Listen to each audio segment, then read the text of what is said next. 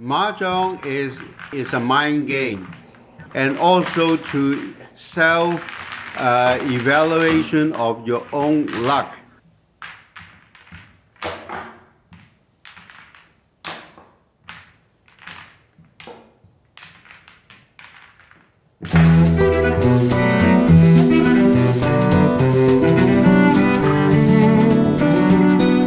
To me, Mah Jong is it's a game very much like Rummy. The goal is, I guess, to make sets of 3. It's a 4-player game with tiles. Basically, the point of the game is to try to get matches in your hand, but a lot of the strategy is in trying to figure out what the other players have so that you don't give them the cards that they want, and that also being able to play strategically so that other people don't know what you have.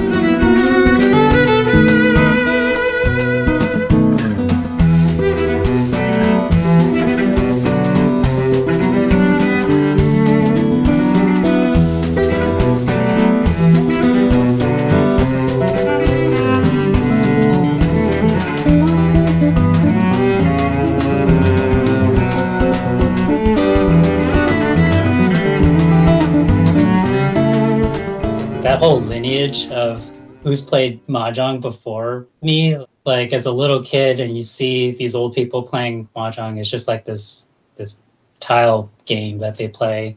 But it's like not just your parents, but it's also your aunties and uncles, and it's your grandparents, like your grandma. And it's like a shared experience with a whole bunch of other kids who grew up with us around the same time and with the same culture. In a lot of ways, I guess it means, like family, right? Usually when it's time to play Mah Jong, it's always a family gathering, whether it be like Chinese New Year or Christmas. It always starts with a family gathering, and then bring out the Mah Jong table and sit down together and have a game. To be good friends is play Mah Jong. But majorly the idea of Mah Jong is for people know each other, like having fun, while getting together, just like chit-chatting. Uncle Tony, the way he know his wife so is through Mah Jong. Because they play Mah Jong, they know each other, and then they date, and then they get married. Usually when people come over, like they come over for lunch, and then they stick around for dinner. It's always the sounds of Mah Jong, and it's always the tiles hitting each other. We were little kids, so our bedtimes were like 8:30, 9 o'clock, 9:30, maybe pushing 10 o'clock. Because as a kid, it's always the parents playing. With the way that they play, like these games had to go until like 11 or 12 just to finish it out. Remembering all of this is sitting in bed because all the parents are still up playing Mah Jong, and we've got to go to sleep. All of a sudden you hear like the shuffling of the tiles, like You're sitting in bed and all you hear are the tiles clinking against each other. Oh, I'm trying to sleep, but I can't. The other sound of them stacking the tiles up. Dun, dun, dun, dun, dun, dun, dun. And then you hear like the dice being rolled, and then everyone getting their pieces, and then it's just like click, clack, click, clack from like people drawing and throwing it out, and then you get like the loud eruption, like it's like woo, everyone's just like oh. Falling asleep to the sound of tiles shuffling against each other. The best time I have Mah Jong is when I play with my classmates. Whenever they have a typhoon, just like a hurricane, then nobody going out. So we all, just like right now, we are kind of like shelter at home. When it's shelter at home, you go nowhere.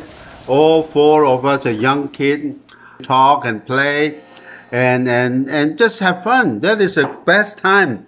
Sitting down and having either mom or dad sitting behind and saying, oh yeah, take this one out. No, you don't want this one. And like, I remember explaining, one of the rules is to always have a pair, right? And they call it the ngan, right? And then I remember one time I had a pair and I was about to throw one out, and it was like two of the circle ones, which is the Yet Tong, right? And there was two of those. And then my mom was like, yeah, don't throw that. You always want to keep your ngan. I was like, oh, okay, sure. And then so every game after that, I was always just looking for those two circles every time. And I was like, this is so hard. I can never win. I can never get this back. For me, it's just like passing a torch, I guess. Like, it's such an easy game. Like, there's almost no excuse not to learn it and understand it. But to play the game and to like yao gong suri, which is the term, the swimming in dry water, yao gong suri, is to sort of share in that experience with everyone else. I've been doing that a lot too with Andy and Bradley, and teaching them how to play Mahjong. And like I said, it's such an easy game. Like Andy, he's only 7, but he and Bradley actually he's only 5. When they win, they're happy. They're like talking about all the steps that they did to get their wins. Like, oh yeah, you threw that out, but then I ended up using it. And then I got this one, and then I won.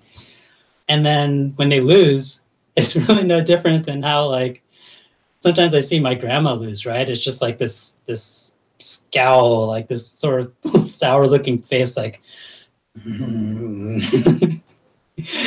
it's like young and old alike. You know, Mahjong just sort of has that same effect on everyone. Life is just like up and down. Sometimes you're lucky, sometimes you don't. Sometimes you open up the tiles, you say, oh, ready to go. I can be very easy to win. But it looks good. But you keep on round and round, you can't get your tile. But other people win it so quick. So, but sometimes you look, it's very, very bad. Oh, not even match. But everything you pull it in, it fit on. Everything you fit and link together. Like automatic. I want the number 5 bamboo. Boom, they got your number 5. Number 6, number 7. Oh, give you one set. When you open it up, it looks good. You got the pong and everything, you win. But sometimes it looks good, but you never win. So, but you have to adjust. You can feel it. See if you are in a lucky day, or the trend is coming your way. If the trend is not coming your way, then you might just, okay, cut the loss, get the minimum, and then pay next hand, and see if next hand have a better picture. Well, what I like about Mahjong is like the hands, like the pieces written, characters on like the Mahjong pieces, and about the game, the flowers that you get like another tile. Well, I beat Yaya to Mahjong 2 times.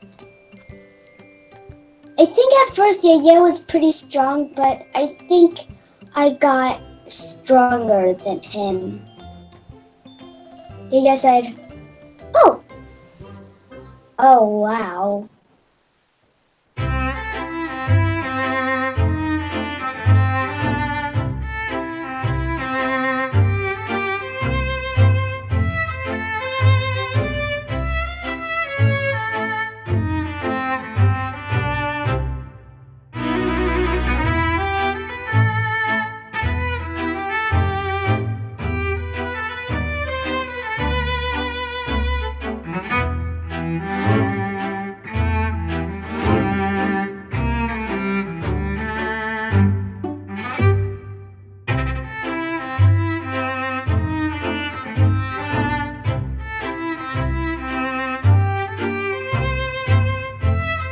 When are we going to play? Huh? When are we going to play?